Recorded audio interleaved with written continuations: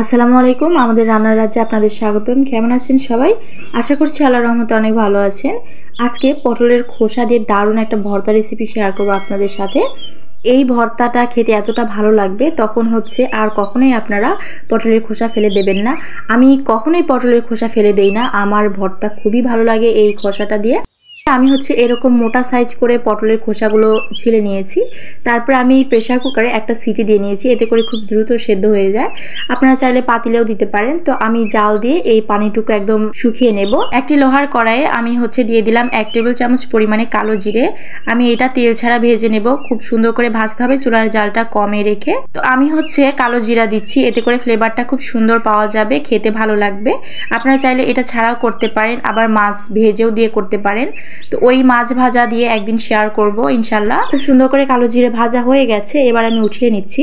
যখন দেখবেন কালো জিরাতে খুব সুন্দর একটা স্মেল বের হচ্ছে ভাজার সময়, তখন বুঝতে পারবেন যে আপনাদের কালো জিরা ভাজা হয়ে গেছে। তো তারপরে আমি কড়াইয়ে পরিমাণ মতো তেল দিয়ে দিলাম, আর দিয়ে দিলাম পরিমাণ মতো পেঁয়াজ কুচি আর সম পরিমাণে রসুন। তো রসুনটা আমি একটু চিকন করে কেটে নিয়েছি, এতে ভাজতে সুবিধে হবে, মানে দ্রুত ভাজা হয়ে যাবে। এর সাথে আছে কাঁচামরিচ। আপনারা চাইলে শুকনো মরিচটা দিতে পারেন, তবে পটলের খোসা ভর্তাতে কাঁচা মরিচটা দিয়ে করলে কিন্তু টেস্ট ভালো আসে আর দেখতেও সুন্দর লাগে। তো দেখতেই পাচ্ছেন ভাজা হয়ে গেছে। আর আমি এটা একদম অতিরিক্ত কড়া করে ভাজিনি, আবার একদম যে শুধু কাঁচা গন্ধটা দূর করেছি এমন না। এইবার এগুলো সব উঠিয়ে নিলাম। তারপরে এইখানে দিয়ে দিলাম সেই পটলের খোসা যেটা সেদ্ধ করে রেখেছিলাম। এবার এটা খুব ভালো করে ভেজে নেব এর সাথে। তো দেখতেই পাচ্ছেন কালারটা কেমন হয়েছে। একটু সময় নিয়ে বেশ কিছুক্ষণ ধরে ভেজে নিতে হবে, তাহলে খুব সুন্দর করে ভাজা হবে আর খেতে ভালো লাগবে। তো ভাজতে ভাজতে দেখবেন সুন্দর একটা স্মেল বের হচ্ছে, তখন বুঝবেন এটা ভাজা হয়ে গেছে। তো আমি একটু ছড়িয়ে দিচ্ছি, এতে করে সুন্দর মতো ঠান্ডা হয়ে যাবে, আমার বেটে নিতে সুবিধা হবে। তো আমি শিলপাটায় কালো জিরা বেটে নিচ্ছি। আপনারা চাইলে ব্লেন্ডারে করতে পারেন, তবে ব্লেন্ডারে করলে ভর্তার টেস্ট আমার কাছে ভালো লাগে না, আমি এই কারণে শিলপাটায় বেটে নিচ্ছি।